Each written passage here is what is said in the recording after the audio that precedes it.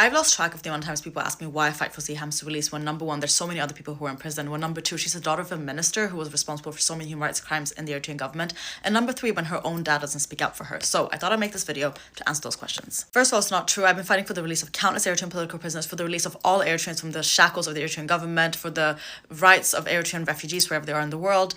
The reason why Seaham's case maybe stands out to you and why you've seen more of it publicly in the past few years is because Seaham has American citizenship. That doesn't make her more important.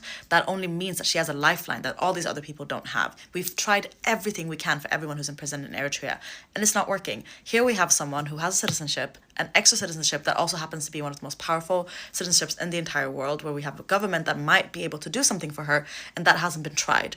Obviously, we as activists need to think strategically, and if we've been putting in 100% to all these other cases, and there's a case here where that effort hasn't been made, we have to at least try and see if that will help her. Secondly, Seaham is her own individual. She has nothing to do with the crimes or the actions of her parents, the same way that you and I are not responsible for what our parents do, and we should not be punished for what our parents have done. She was a child when she was in prison, which makes it even worse, but regardless if she was a child, if she was 25, 35, or 15 as she was, she has nothing to do with the crimes or the actions of her parents. And finally, I speak out for Seaham, even though her parents don't speak out for her publicly. We don't know what they do behind the scenes, but publicly no one's speaking out for her. And that makes it even more important for us to do so. She's been completely neglected. People did not know about her case before our campaign started.